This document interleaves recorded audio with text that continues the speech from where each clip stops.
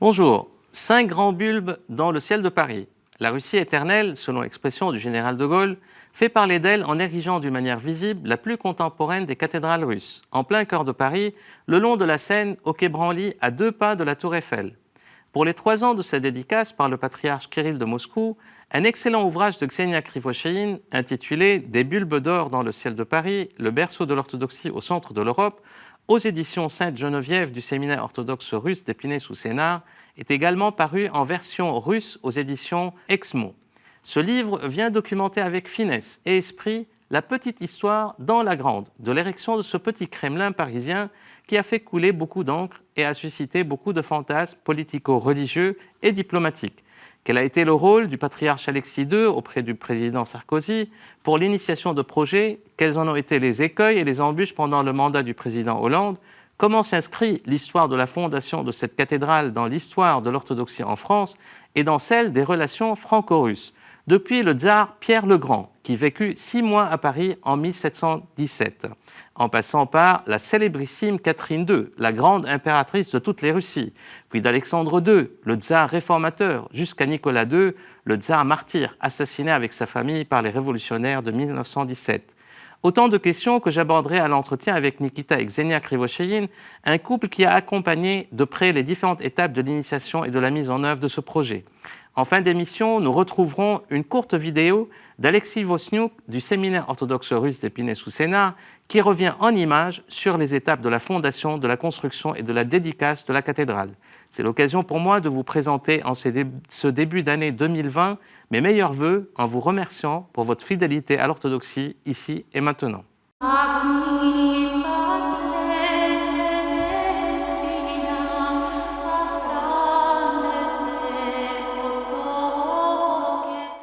Istanbul, concélébration le 30 novembre du patriarche de Constantinople, Bartholomée Ier, et du patriarche Théodore d'Alexandrie, à l'occasion de la fête de l'apôtre André, fondateur du siège de Constantinople.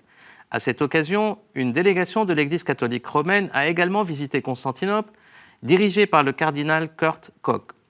Russie, le patriarche Théophilos de Jérusalem, en visite à Moscou début décembre, a concélébré avec le patriarche Kirill.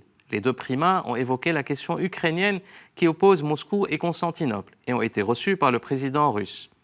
Ukraine, une délégation du patriarcat œcuménique dirigée par le métropolite Emmanuel de France a visité l'Ukraine à l'occasion de la première année du concile dit d'Union qui a vu la nomination du métropolite Épiphane à la tête d'une nouvelle entité ecclésiale en Ukraine promue à l'autocéphalie par le patriarcat de Constantinople. Athènes visite le 11 décembre dernier du président serbe Aleksandar Vučić à l'archevêque d'Athènes, Jérôme, qui, selon certaines rumeurs, aurait l'intention de démissionner de ses fonctions à la tête de l'Église de Grèce. Le Parlement grec a rejeté récemment, le 26 novembre dernier, les amendements à la Constitution visant à séparer l'Église de l'État en Grèce. Balamande, au Liban, le patriarche Jean X d'Antioche a reçu le 13 décembre l'ambassadeur de Grèce au Liban, Francisco Veros, à l'occasion de son départ de Beyrouth. Le patriarche s'est également entretenu le 6 décembre en son siège à Damas avec l'igoumène Arsène Sokolov, représentant du patriarche de Moscou auprès du patriarcat d'Antioche, du problème ecclésial en Ukraine. Belgrade, le président serbe Aleksandar Vučić a invité le président Vladimir Poutine à l'inauguration de la cathédrale Saint-Sava l'an prochain, l'un des sanctuaires orthodoxes les plus grands et les plus importants dans le monde. Tirana, l'archevêque Anastasios d'Albanie a appelé à la tenue d'une synaxis de tous les primats de l'orthodoxie à l'initiative du patriarcat de Constantinople pour régler le problème ecclésial en Ukraine. Il a reçu pour ses 90 ans, fêtés le 4 novembre dernier, les vœux du président albanais Ilir Meta. Pologne, célébration du 40e anniversaire de l'ordination épiscopale du métropolite Sava de Varsovie et de toute la Pologne. Bulgarie, célébration également du 34e anniversaire de l'ordination épiscopale du patriarche néophyte de Bulgarie. Afrique du Sud, représentant le patriarche Daniel, le métropolite Joseph d'Europe occidentale, a honoré M. Ion Kiomiev, le fondateur d'une des premières paroisses de la Roumanie à Johannesburg. Londres, décès de l'archevêque Grégorios de Thyatire, ancien métropolite du diocèse du patriarcat de Constantinople en Grande-Bretagne. États-Unis, décès à l'âge de 91 ans de l'ancien Éphrem de l'Arizona, une des figures les plus emblématiques de la paternité spirituelle aux États-Unis. Ses funérailles ont été présidées par l'archevêque Elpidophoros d'Amérique. Canonisation par le patriarcat œcuménique de l'archimandrite Sophronis Sakharov, disciple de saint Silouane de Latos et fondateur du monastère patriarcal de Saint-Jean-Baptiste en Essex, et de l'ancien Hieronymus Simonopetriti, qui fut higoumène du monastère Simonas Petra, au mont Athos. À Paris, ordination diaconale de Pierre Doyard par le métropolite Emmanuel de France en la cathédrale grecque Saint-Stéphane à Georges Bizet. Autriche, célébration le 11 décembre dernier de la fête onomastique d'Arsenios, métropolite de Vienne, à l'occasion de la fête de Saint-Arsène de Cappadoce. En Belgique, réunion en formation réduite de la conférence épiscopale orthodoxe du Benelux, sous la présidence du métropolite Athénagoras de Belgique. À Paris, après le passage de l'archevêché de la rue d'Aru au patriarcat de Moscou, première concélébration entre le métropolite Jean de Doubna et du métropolite Antoine, exarque du patriarche de Moscou en Europe occidentale, à la cathédrale Alexandre Nevski.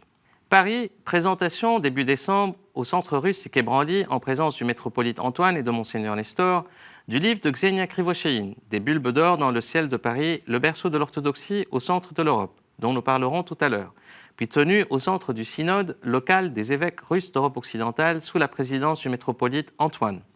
Paris toujours, assemblée générale de la paroisse Saint-Serge, qui a décidé de rester dans l'archevêché de la rue d'Aru, dans la juridiction du patriarcat de Moscou.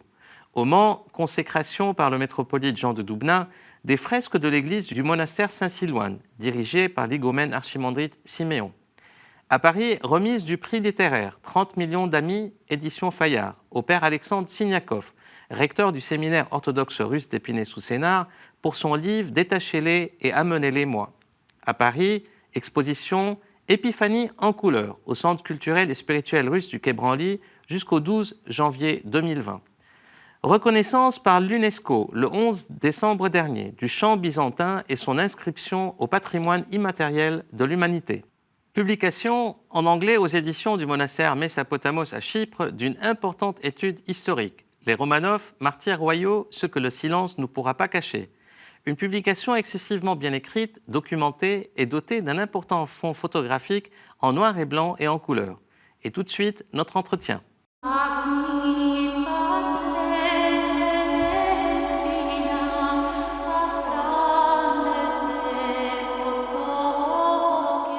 La Russie fascine, la Russie intrigue, certains la sanctifient, d'autres la diabolisent.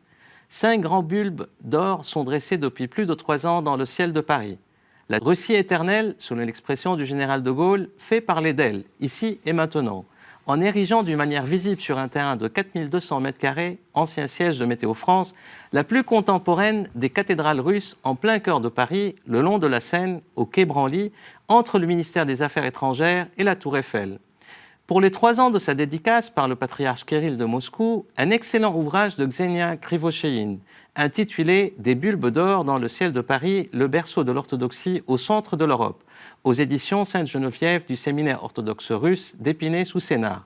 Ce livre vient documenter avec finesse et esprit la petite histoire dans la grande de l'érection de ce petit Kremlin parisien qui a fait couler beaucoup d'encre et a suscité beaucoup de fantasmes politico-religieux et diplomatiques et dont la réalisation n'a pas manqué d'écueils et d'embûches tout le long de 2 mandats présidentiels français. Pour en parler, j'ai le plaisir donc de recevoir Nikita et Ksenia Krivosheïn, un couple qui a accompagné de près les différentes étapes de l'initiation et de la mise en œuvre de ce projet.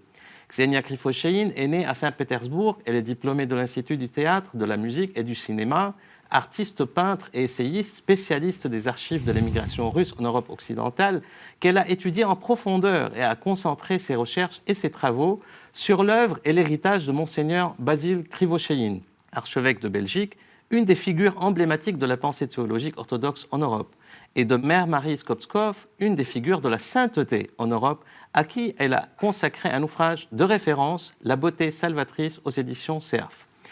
Ksenia et Nikita, bonjour. Bonjour. Bonjour. Alors, merci d'être venus. Un excellent livre, en fait, que celui sur la cathédrale de la Sainte Trinité qui est au Quai Branly.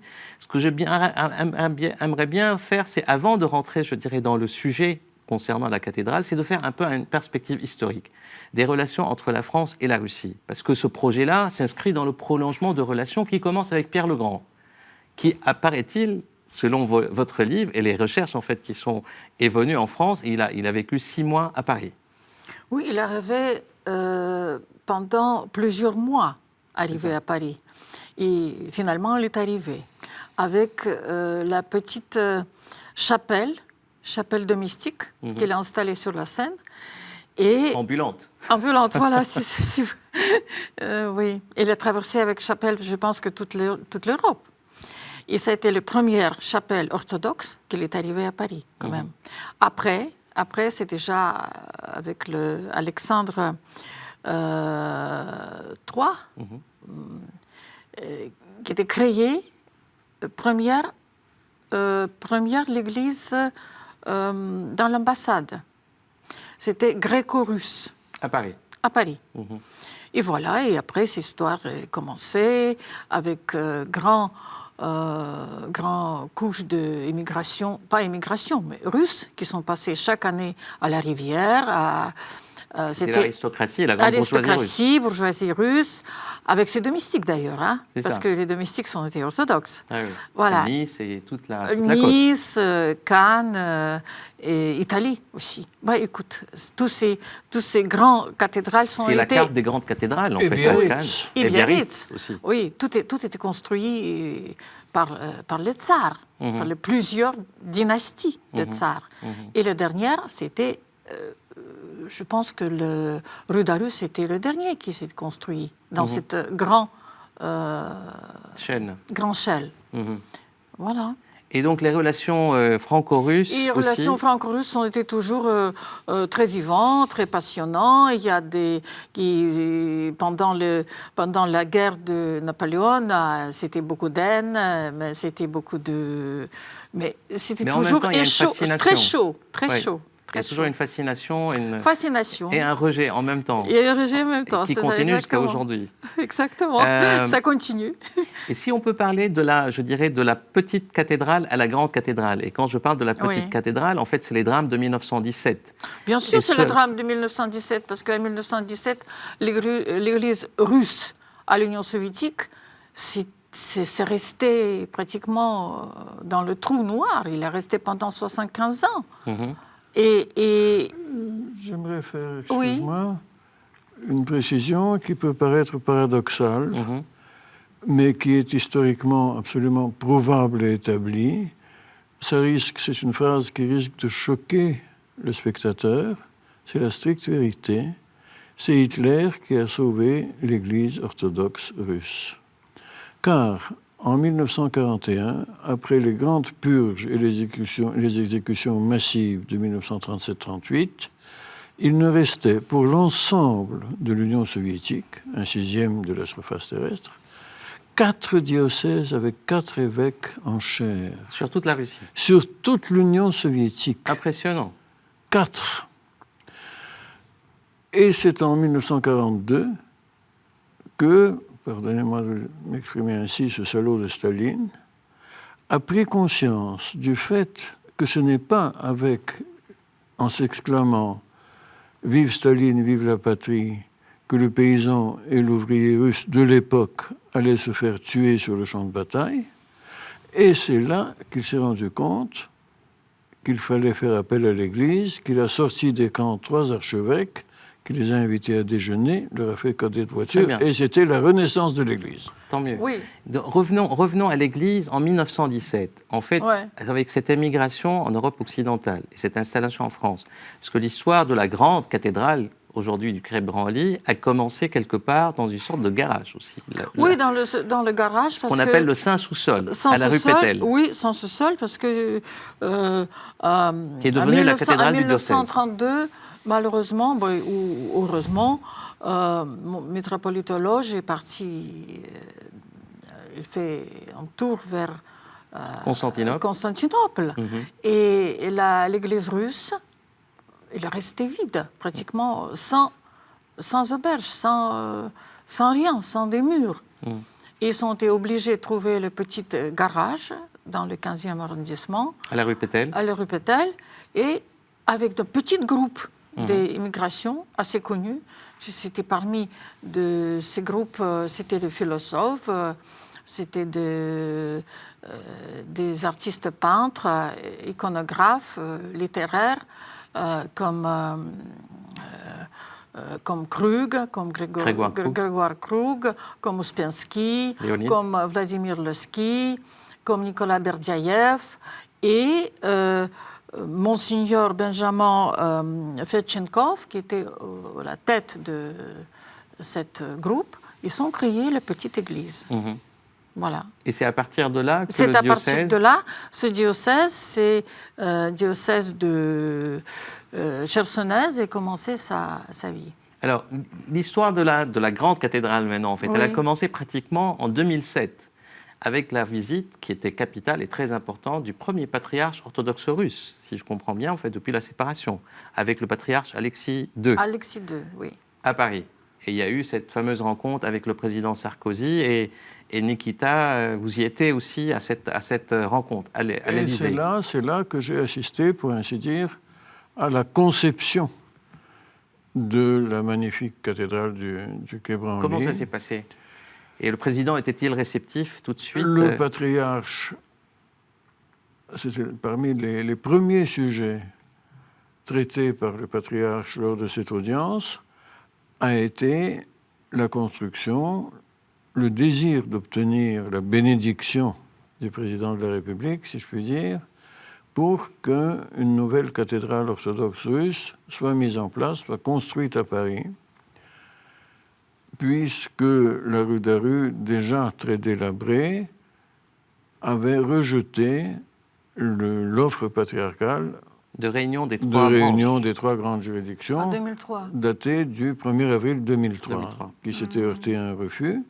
Et c'est là que la nécessité s'est fait sentir d'un nouveau lieu de l'orthodoxie russe en France. Surtout parce qu'après le chute de RSS, à partir de 1991, c'est le grand fleuve de l'immigration. Oui, il y a une deuxième, troisième immigration. Une quatrième, disons, une troisième immigration, oui, tout à fait. Ils ont commencé à massive, arriver. qui a afflué en Europe, et en particulier en France, et qui n'avait pratiquement très peu d'endroits pour aller prier.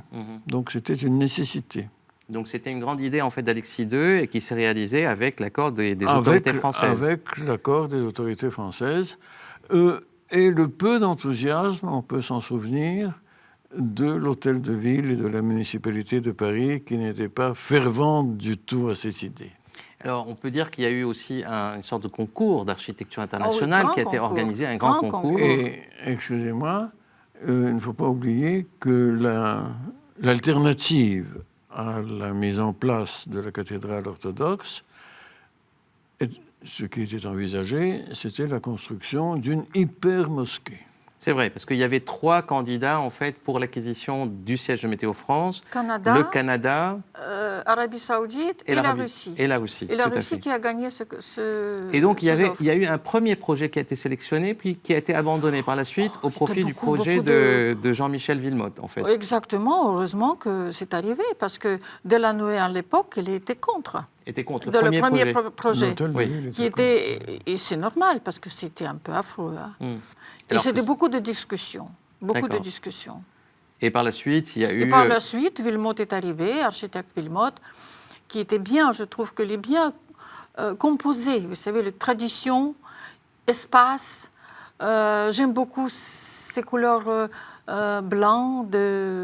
C'est vraiment des coupoles qui sont... Comment ça s'appelle cette couleur claire de lune? Ça s'appelle de couleur de coupole. La pierre blanche de Bourgogne, en fait, qui est mise en relief. C'est les murs, bien sûr. Les murs. Ouais. Et coupole, ça c'est clair de lune. Oui. C'est pas le doré comme... c'est un bâtiment qui s'est parfaitement incorporé dans le paysage urbain, dans la perspective de la Seine, sur fond de Tour Eiffel. Et ça n'aurait pas été du tout le même effet si les projets... Le premier projet premiers projets, un peu, si j'ose dire, kitsch, auraient été acceptés.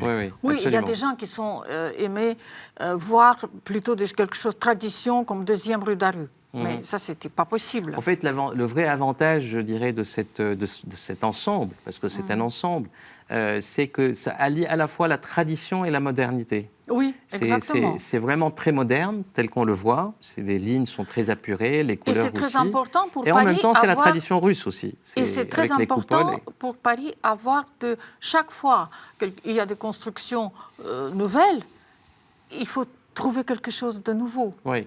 Alors, c'est un ensemble de bâtiments. Alors, il y a la cathédrale, en fait, qui est un lieu de culte, mais il y a aussi une maison paroissiale, si j'ai bien compris. Il y a 4 bâtiments en grand. Il y a une maison paroissiale, un auditorium qui peut placer plus que 200 personnes. Et un centre culturel. Des lieux d'exposition, un centre culturel. Donc, c'est à la fois... C'était ça l'enjeu, d'avoir à la fois... ce qu'on appelle aujourd'hui, on accuse la Russie de faire du soft power, quelque part. En fait, c'est le spirituel allié au culturel en même temps, c'est ça l'idée. En même temps. Si j'ai bien compris, il y a une école aussi, en fait, pour l'enseignement du... Il y a une école russe, oui. Et une librairie et tout. Librairie, salle d'exposition, où il y a beaucoup d'expositions très intéressantes. Justement... Il y en a une actuellement. Oui, il y a des expositions d'icônes. Tout à fait, sur l'Épiphanie. Tout à fait. Exactement. Tout à fait. Oui. Et comment vit aujourd'hui ce lieu? Je trouve qu'il vit bien. Il vit bien parce que, d'abord, c'est un lieu orthodoxe pour tout le monde. Ce n'est pas seulement pour les Russes. Et il y a des... célébrations de la liturgie en français. Il y a des offices hebdomadaires en bulgare. Non, en moldave. En moldave, pardon. En moldave et en français. Et en français. Oui. Mais je voudrais ajouter une chose, que pendant son visite à 2007, c'était 3 projets quand même, pas seulement que seule cathédrale. C'était le projet de cathédrale qui était déjà fait, ça y est, il a été bâti à Strasbourg.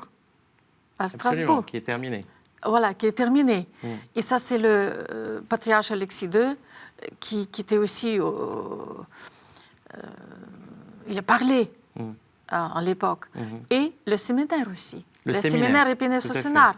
C'était 3 projets qui ont été vraiment bâtis de 2007. Lancés à partir par le patriarche Alexis II, mais aussi le patriarche Kirill veillait bien au grain, quelque part aussi. Il a pris son relais. Absolument, tout à fait. Voilà. Tout à fait. Et comment... on a parlé aussi qu'il y avait pas mal de problèmes juridiques à un moment donné, il y avait des menaces de saisie sur la cathédrale, mais tout ça, ça a été réglé en 2016, si j'ai bien compris. Il y a une décision, en fait, qui... Ça a été réglé pour l'instant. Oui, pour l'instant. Il y a d'autres menaces, peut-être, possibles. Non, je ne sais pas, d'autres menaces, peut-être. La Seine va monter. Ça a été réglé puisque la cathédrale de Quai Branly et le territoire et les bâtiments attenants sont considérés, je ne crois pas qu'il faille s'en réjouir, un bien diplomatique. Absolument, tout à fait. Et c'est le sens de la décision qui a été prise par le tribunal de grande instance en mai 2016 qui a permis d'écarter en fait le risque de saisie, éventuellement. Un grand merci en fait pour tout cet éclairage qui a été donné. C'est un lieu qui est magnifique. Il y a beaucoup et qui vit très bien. Il y a des expositions, comme vous l'avez dit. Il y a des... Oui, absolument, tout à fait. Et j'ai participé dernièrement à la présentation de votre livre, en fait, qui était là-bas. Il y avait pas mal de monde aussi.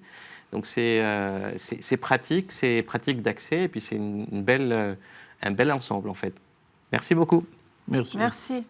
Et maintenant, on se quitte avec une belle vidéo aussi qui est réalisée par Alexei Vosniuk sur la fondation et la dédicace de la cathédrale russe du Quai Branly et sur la dédicace qui a eu lieu par le patriarche Kirill. Et moi, je vous dis à la prochaine émission.